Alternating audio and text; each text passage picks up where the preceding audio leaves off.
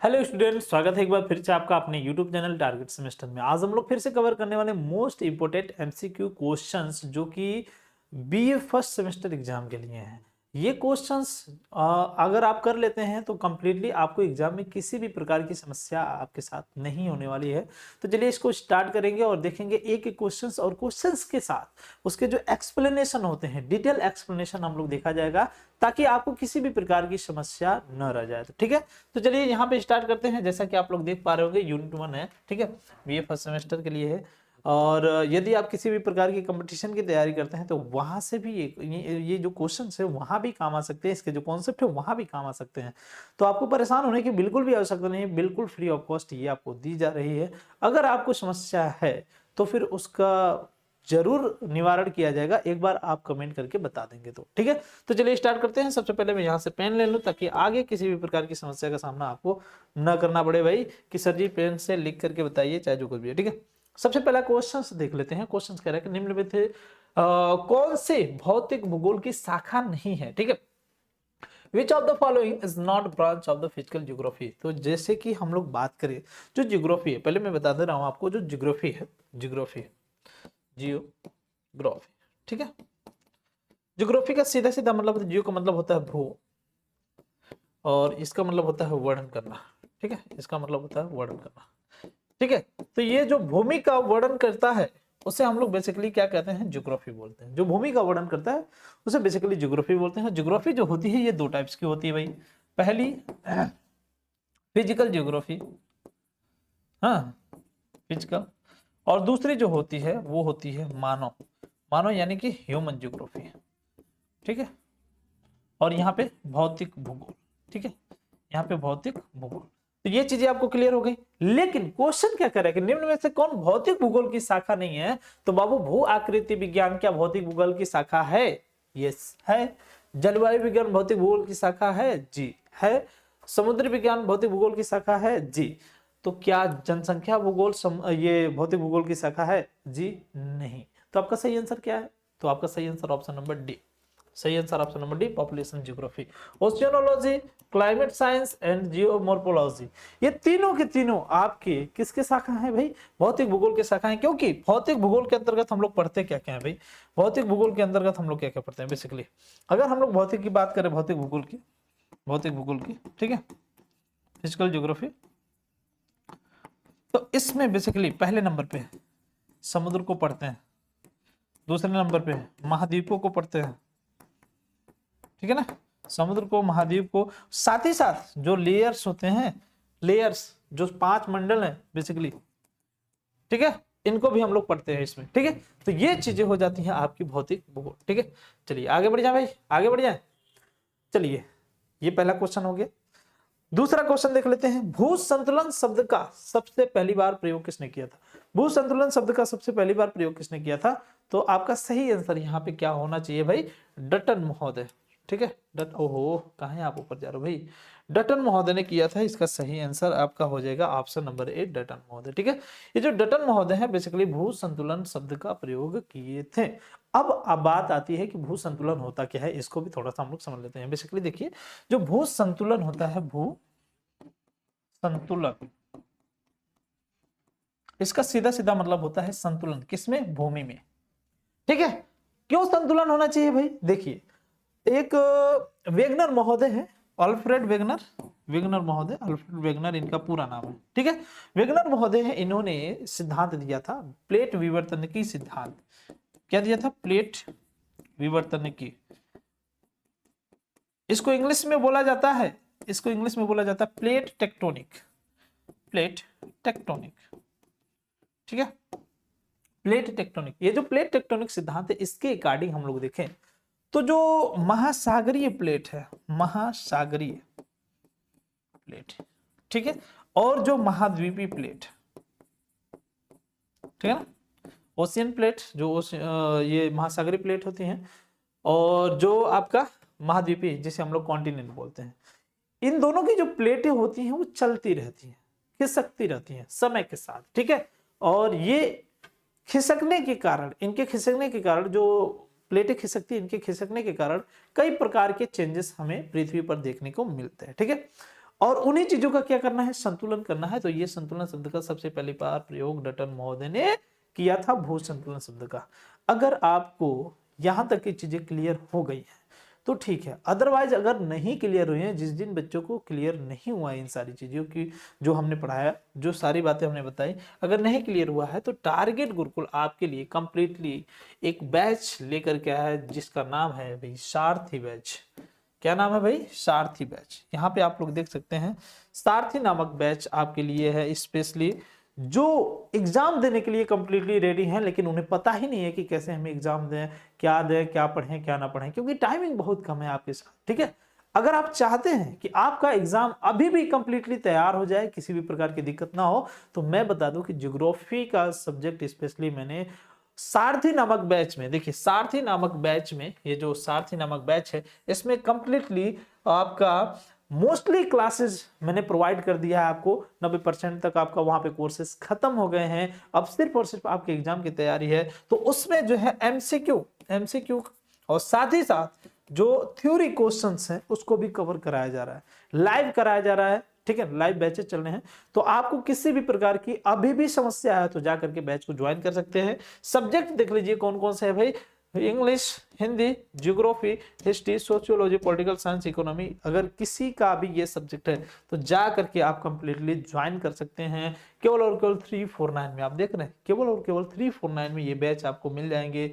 Feature देख लीजिए, theory questions, class notes, PDF पिनएप। ठीक है, पीडीएफ मिलेगा, शॉर्ट नोट्स, लॉन्ग नोट्स, सब कुछ मिलेगा। इंपॉर्टेंट एमसीक्यू बेसिकली, ये लाइव क्लासेस चल रही है आपकी, लाइव क्लासेस, डाउट सेशन भी चल रहा है, पर्सनल गाइडेंस भी चल रहा है। अगर आपको किसी भी प्रकार की समस्या हो रही है तो इस वीडियो के नीचे डिस्क्रिप्शन बॉक्स में जाइएगा, उसमें एक लिंक है, ज्वाइन कर लीजिएगा और उसमें पर्सनल आपको गाइडेंस किया जाएगा जब तक आपका कंप्लीटली एग्जाम खत्म नहीं हो जाता है। ठीक है ना, किसी भी प्रकार की समस्या से आपको यूं ही निवारण कर दिया जाएगा, या फिर यूं कहे कि किसी भी प्रकार की समस्या से आपको यूं ही बाहर कर दिया जाएगा। किसी भी प्रकार की समस्या आपके साथ नहीं होनी चाहिए जब तक आपका सारथी नामक बैच है। ठीक है, जैसा कि आप लोग यहाँ पे देख रहे हैं, पर्सनल मेंटरशिप भी आप लोग देख लीजिए, शॉर्ट नोट्स, लॉन्ग नोट्स, सब कुछ भी कंप्लीटली एक, समझिए कि कंप्लीटली एक पैकेज है। कहीं भी किसी भी प्रकार की समस्या आपके साथ नहीं होने वाली।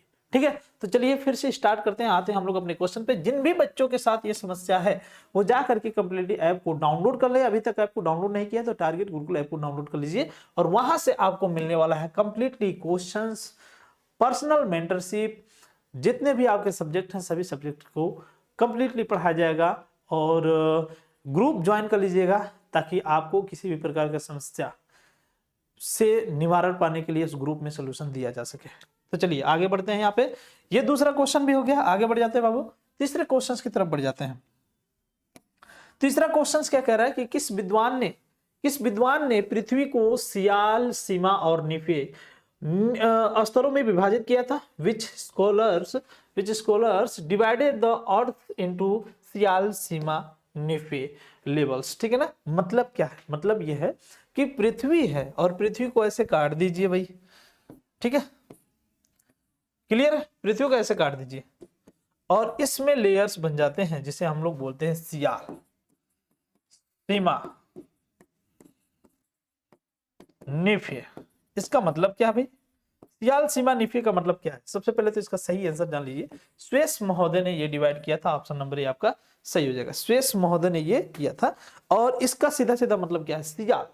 देखिए सियाल, ठीक है ना, तो एक तरीके से यहां पे सिलिकॉन और एल्युमिनियम, मतलब पहले लेयर्स में क्या ज्यादा मिलता है भाई, सिलिकॉन और एल्युमिनियम। उन्होंने रिसर्च किया, देखा, जाना और देखा कि इसमें सिलिकॉन और एल्युमिनियम बहुत ज्यादा मिला, इसलिए इसका नाम सियाल रख दिया। दूसरा सीमा, यानी कि सिलिकॉन और मैग्नीशियम ज्यादा मिल रहा था। तीसरा निफे, निकिल और फेरस। ठीक है ना, तीसरे लेयर्स में निकिल और फेरस ज्यादा मिल रहा था। तो इन्होंने कहा कि देखिए भाई, पहले लेयर्स को हम लोग सियाल बोलेंगे। क्यों? क्योंकि इसमें ये जो सिलिकॉन है और उसके बाद जो आपका एल्युमिनियम है, इसकी संख्या बहुत ज्यादा मिली, क्वांटिटी बहुत ज्यादा है, मात्रा बहुत ज्यादा है। ठीक है, इसी तरीके से इन्होंने क्या कर दिया था, डिवाइड कर दिया था। किसने? बेसिकली स्वेस महोदय ने। ठीक है, तो पृथ्वी की जब हम लोग इंटरनल स्ट्रक्चर्स को देखेंगे बेसिकली, तो उसमें हम लोगों को दो तीन चीजें मिलेंगी। ऐसे जब हम लोग देखते हैं तो देखिए, परपट्टी, मेंटल कोर। ठीक है ना, पर्पटी, मेंटल और कोर, ठीक है ना। तो ये मेंटल की अगर हम लोग बात करें तो मेंटल भी प्रॉपर दो पार्ट्स में है, एक इनर मेंटल, एक आउटर मेंटल, मतलब आंतरिक, आंतरिक ये बाहरी है आउटर, और ये वाला आंतरिक, आंतरिक मेटल, ठीक है।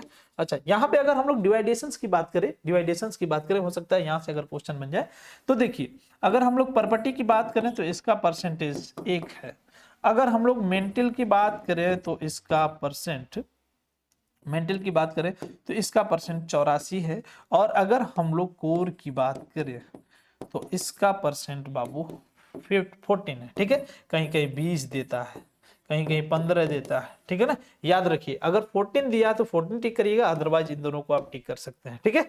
क्लियर है, क्लियर है, किसी भी प्रकार की समस्या है यहाँ पे? मुझे लगता है आपको किसी प्रकार की समस्या नहीं होनी चाहिए इस क्वेश्चन में, ठीक है। चलिए अब आगे बढ़ जाते हैं, यहां तक की चीजें हो गई।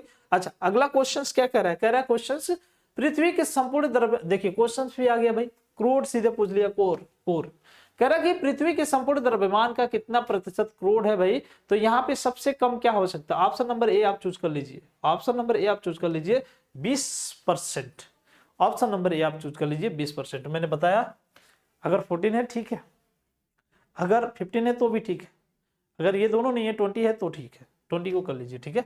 अगला क्वेश्चन है अभिनव मत के अनुसार कौन सी पृथ्वी की परत सबसे अधिक गहराई में पाई जाती है? According to Abhinav opinion which earth layers is found at the deepest depth, मतलब डीपेस्ट डेप्थ होता है सबसे इनर पार्ट्स में कौन सा पाया जाएगा भाई? पर्पटी पाया जाएगा? नहीं, ये तो सबसे ऊपर होता है। मेंटल पाया जाएगा? नहीं, ये मिडल पार्ट्स होता है। तो कोर आपका हो गया, और कोर सबसे गहराई में पाया जाता है, और यहाँ पे ये कोर में डेंसिटी और टेम्परेचर कंप्लीटली हाई होता है। तो यहाँ की मैक्सिमम चीजें क्या होती हैं? घनीभूत हम लोग कह सकते हैं, कंप्लीटली एक तरीके से ना तो कंप्लीटली लिक्विड फॉर्म में है, ना ही कंप्लीटली ठोस के फॉर्म में है, ठीक है। ये जान लीजिए, क्लियर है यहाँ तक की चीजें। चलिए इंग्लिश में देख लेते हैं इसको। अच्छा, इंग्लिश में क्रस्ट हो गया, तो क्रस्ट सही नहीं है, मेटल सही नहीं है, कोर सही है आपका, कोर सही है आपका, ठीक है। चलिए आगे बढ़ जाते हैं। 5 नंबर का क्वेश्चन हो गया भाई। 6 नंबर का क्वेश्चन देख लीजिए। देखिए, वेगनर के महाद्वीपीय सिद्धांत में जलीय भाग को कौन सा नाम दिया गया है? ठीक है ना। अब ध्यान दीजिए, यहां पे अगर हम लोग बात करें जलीय भाग और स्थलीय भाग की, ठीक है ना, जलीय भाग और स्थलीय भाग की, ठीक है। तो यहाँ पे जो जलीय भाग है बेसिकली उसको कहा जाता है पैंथालासा, ठीक है ना, पैंथालासा। ओवरऑल अब थोड़ा सा मैं यहाँ पे कॉन्सेप्ट आपका कंप्लीटली क्लियर कर लूं, इंग्लिश में भी पहले मैं बता दूं आपको। Which name was given the aquatic parts of Wegener's continental drifts. तो सबसे पहले हम लोग बात कर लें वेगनर महोदय का, जो ये महाद्वीपीय सिद्धांत है इसको, ठीक है। तो वेगनर महोदय ने क्या कहा था? वेगनर, अल्फ्रेड वेगनर, ठीक है, इन्होंने क्या कहा था कि जो प्लेटें हैं ये जो महाद्वीप है या फिर जो प्लेटें हैं ये खिसक रही हैं। क्या हो रही हैं? खिसक रही हैं, ठीक है। इन्होंने बताया ये बात, और हाँ वास्तव में खिसक रही हैं। इसके समक्ष अभी हम आपको उदाहरण देंगे, लेकिन थोड़ा सा इसको पहले कॉन्सेप्ट को क्लियर कर लेते हैं। देखिए ध्यान दीजिए, ये जो पेंजिया है, पेंजिया ओवरऑल क्या कहा जाता था? ऐसे, मतलब जब हमारे पास किसी भी मैप का कोई एविडेंस नहीं था, फिर हम ऐसे मैप को बनाते थे, और इस पे जितना भी स्थल भाग होता था इसे बेसिकली पेंजिया कहा जाता था। क्या कहा जाता था? पेंजिया, ठीक है। और जो जलीय भाग होता था इसे बोला जाता था पैंथालासा।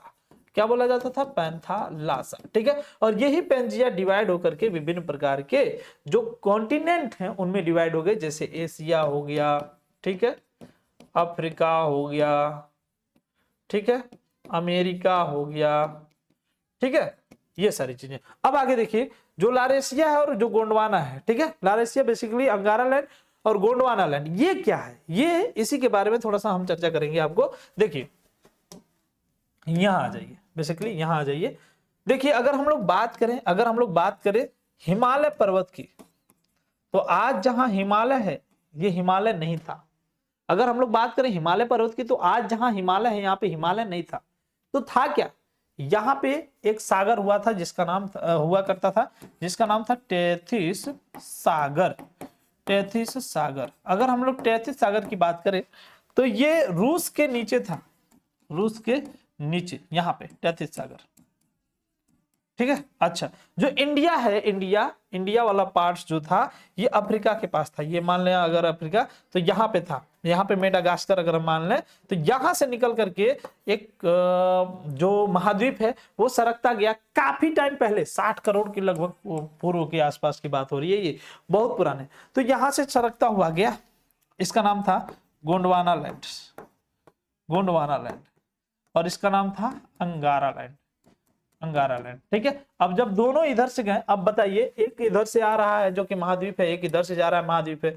अब जब ये जाएगा और बीच में क्या है भाई, टेथिस सागर है, तो यहाँ पे विभिन्न प्रकार की नदियां आकर के गिर रही हैं, विभिन्न प्रकार की नदियां आकर के यहाँ पे गिर रही हैं। जब ये दोनों आपस में टकराएगी तो जाहिर सी बात है नीचे का मलबा क्या होगा, ऊपर आ जाएगा। तो जब नीचे का मलबा कंप्लीटली ऊपर आ जाता है तो फिर धीरे धीरे हिमालय का निर्माण होता है। और आज भी आप देखते हैं तो यहाँ पे सबसे ज्यादा भूकंप आते हैं, क्योंकि प्लेटें कहीं ना कहीं एक दूसरे को दाबती रहती हैं, धकेलती रहती, कंप्रेस करती रहती हैं, ठीक है। और दूसरी बात कि अभी भी हिमालय की लंबाई बढ़ रही है, ठीक है ना, अभी भी हिमालय की लंबाई बढ़ रही है। तो ये दोनों चीजें प्रूव करते हैं कि यहाँ पे कहीं ना कहीं टक्कर हुआ था, और फिर जो टेथिस सागर था वो हिमालय पर्वत के रूप में चेंज हो गया। तो यही महाद्वीपीय सिद्धांत जो दिया था वेगनर महोदय ने, अल्फ्रेड वेगनर। अच्छा, दिया कब था भाई, 1912 में। कब दिया था भाई, 1912 में अल्फ्रेड वेगनर ने महाद्वीपीय सिद्धांत दिया था, ठीक है।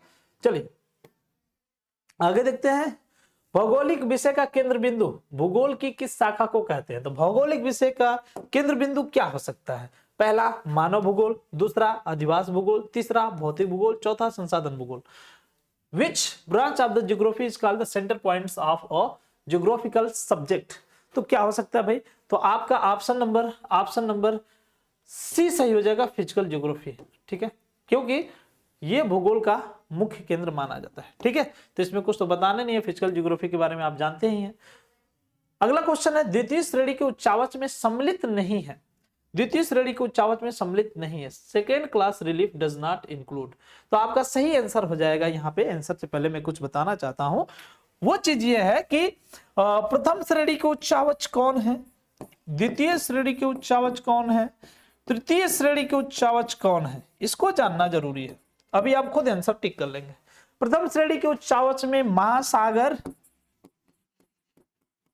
और महाद्वीप आते हैं, ठीक है। द्वितीय श्रेणी के उच्चावच में आपके आ जाते हैं पर्वत, पठार, मैदान, नदियां।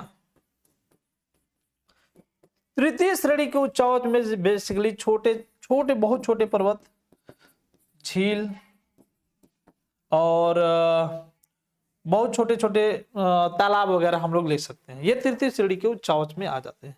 अब बताइए कि क्वेश्चन पूछा है द्वितीय श्रेणी के उच्चावच में सम्मिलित नहीं है, पर्वत द्वितीय श्रेणी के उच्चावच में है, पठार द्वितीय श्रेणी के उच्चावच में है, मैदान द्वितीय श्रेणी के उच्चावच में है, बचा क्या, इंसेलबर्ग को बेसिकली ऊंचे पर स्थित छोटा पर्वत बोला जाता है, मतलब बहुत ज्यादा ऊंचाई पे छोटा पर्वत स्थित होता है, उसे इंसेलबर्ग बोला जाता है। माउंटेन, इंसेलबर्ग, प्लेटू, फील्ड, सही आंसर ऑप्शन नंबर बी, ठीक है। चलिए आगे बढ़ जाए। अगला क्वेश्चन कह रहा है कि निम्नलिखित में से कौन भौतिक भूगोल की शाखा नहीं है भाई। इंग्लिश में देखिए, which of the following is not branch of the physical geography. अब ध्यान दीजिए, भूगणित, जैव भूगोल, अधिवास भूगोल, मृदा भूगोल। क्वेश्चन क्या कर रहा है कि निम्नलिखित में से कौन भौतिक भूगोल की शाखा नहीं है। तो बताइए, जैव भूगोल, अधिवास भूगोल, मृदा भूगोल और भूगणित। कंप्लीटली इसमें कंफ्यूजन वाला चीज है भाई। अगर हम लोग भूगणित की बात करें तो ये भौतिक भूगोल की शाखा है, यस, बहुत सी चीजें भूगणित होती हैं, मतलब स्टैटिक्स टाइप की होती हैं, ठीक है। जैव भूगोल की बात करें, अधिवास भूगोल की बात करें और मृदा भूगोल की बात करें, ठीक है। तो जैव भूगोल जो बेसिकली होता है ये भी भूगोल के अंतर्गत आ जाता है, अधिवास भूगोल नहीं आता है, और ये जो है आपका आ जाता है मृदा भूगोल। तो 1, 2, 3 ये इसमें आ जाते हैं। अधिवास भूगोल आपका सही आंसर है, जो कि भौतिक भूगोल की शाखा नहीं है। ये किसकी शाखा भाई, मानव भूगोल की, मानव भूगोल की, ठीक है। अधिवास भूगोल मतलब रहना, खाना पीना, माइग्रेशन करना, ये सब चीजें जब हम लोग मानव भूगोल पढ़ेंगे उसमें पढ़ेंगे। पृथ्वी की आंतरिक संरचना की जानकारी का प्राकृतिक स्रोत, the natural source of information about the internal structures of earth, ठीक है। तो ऑप्शन नंबर ए भूकंप है, ऑप्शन नंबर बी तापमान है, ऑप्शन नंबर सी घनत्व है, option number D all of this, earthquake, temperatures and density. जाहिर सी बात है तीनों है, तीनों से हमें जानकारी मिलती है पृथ्वी की आंतरिक संरचना की। ऑप्शन नंबर डी आपका सही है। किसी को कोई प्रॉब्लम्स, किसी को कोई समस्या, कमेंट करके जरूर बताएं। अगर किसी भी प्रकार की समस्या है बाबू, एक बार कमेंट करके बताइए, उसको कंप्लीटली दूर कर दिया जाएगा, कहीं से भी कोई समस्या नहीं रह जाएगी, ठीक है। चलिए आगे बढ़ जाते हैं। फिर अगला क्वेश्चन है मेंटल की कोर से विभाजित करने वाली असंबद्धता है, the discontinuity dividings of the mantle score is. तो कोनराड, मोहो, रैपिटी और गुटेनबर्ग, कौन सा हो सकता है भाई, बताइए जल्दी। कोनराड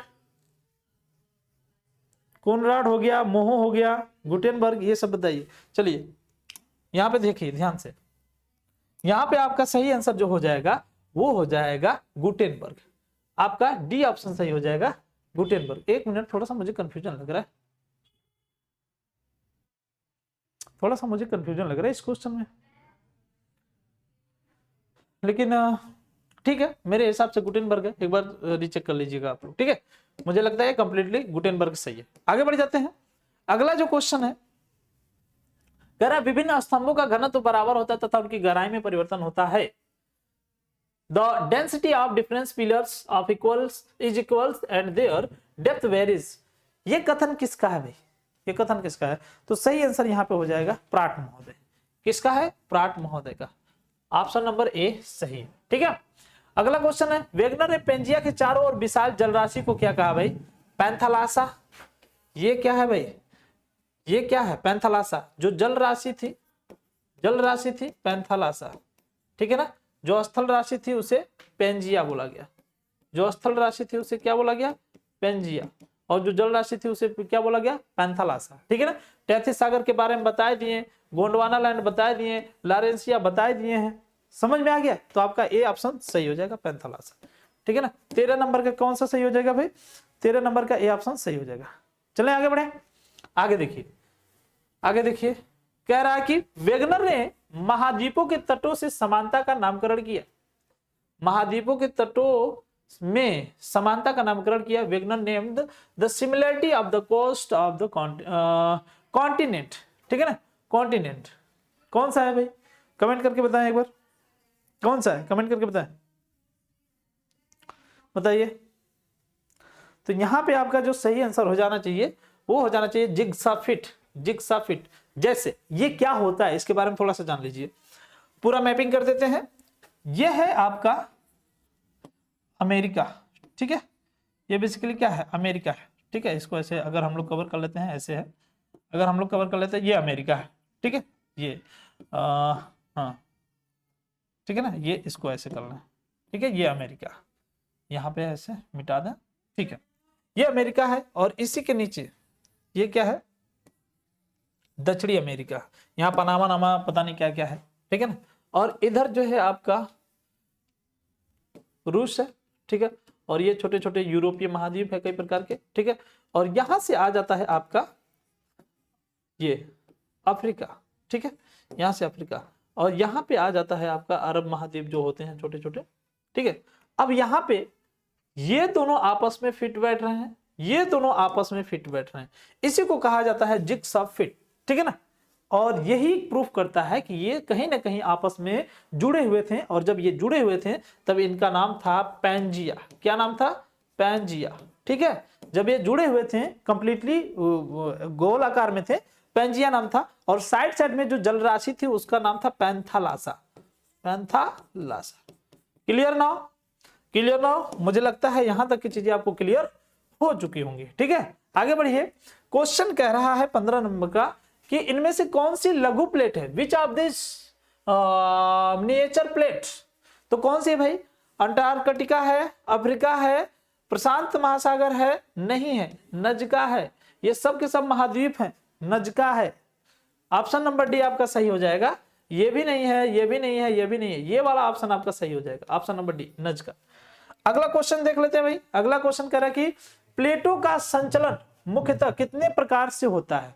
तो प्लेटों का संचलन बेसिकली 3 प्रकार से होता है, अभिसारी, अपसारी और संरक्षी, ठीक है ना। बेसिकली ऐसे अगर हम लोग बात करें अभिसारी, तो ये एक दूसरे की तरफ जाएंगी अभिसारी, एक दूसरे से दूर जाएंगे अपसारी, और एक तरीके से ऐसे भी चलती हैं, इसे समानांतर या फिर संरक्षी बोलते हैं हम लोग, ठीक है। चलिए आगे बढ़ जाते हैं। 17 नंबर का क्वेश्चन है भाई। थोड़ा सा शादी विवाह का माहौल है, तो बाजा वाजा बज रहा है, आपको परेशान नहीं होना है, ठीक है ना, पढ़ते रहना है। पर्वत और घाटियां किस संचलन से बनती है भाई? पर्वत और घाटियां किस संचलन से बनती हैं? By which moments are mountain and valley named? तो माउंटेन जो पर्वत होते हैं वो ऊपर की तरफ जाते हैं, घाटियां जो होती हैं नीचे की तरफ जाती हैं। तो आपका कौन सा आंसर सही हो जाएगा? ऑप्शन नंबर सी ऊर्ध्वाधर, ऑप्शन नंबर सी ऊर्ध्वाधर। चलिए अगले क्वेश्चन की तरफ बढ़ जाते हैं। नेक्स्ट जो क्वेश्चन है, प्लेट शब्द का सर्वप्रथम प्रयोग किसने किया था? प्लेट शब्द का सर्वप्रथम प्रयोग किसने किया था? 18 नंबर का क्वेश्चन है।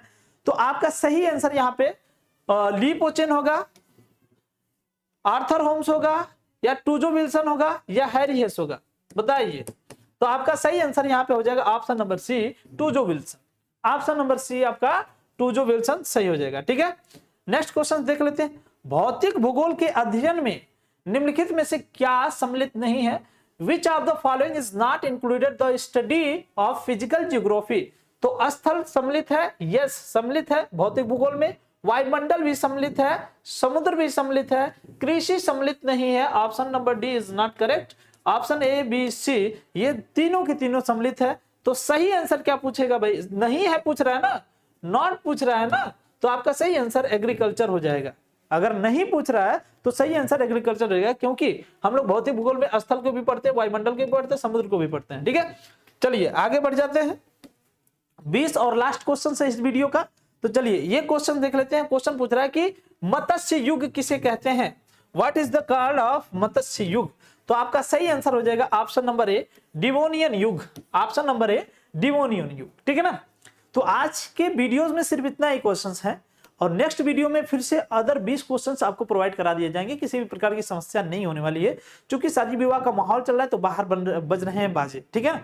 तो भाई आज का क्लास यहीं पे स्टॉप किया जाता है। जल्दी से जाइए टेलीग्राम ग्रुप को भी ज्वाइन कर लीजिए और व्हाट्सएप ग्रुप को जान लीजिए, जो कि आपको डिस्क्रिप्शन के लिंक में मिल जाएगा, ठीक है। किसी भी प्रकार की समस्या आपके साथ हो तो आप सीधे कनेक्ट कर सकते हैं अपने मेंटर को, मेंटर से किसी भी प्रकार का सलूशन ले सकते हैं डायरेक्ट व्हाट्सएप ग्रुप में, ठीक है। तो आज की वीडियो में सिर्फ इतना ही, मिलते हैं नेक्स्ट वीडियो में, तब तक के लिए बाय।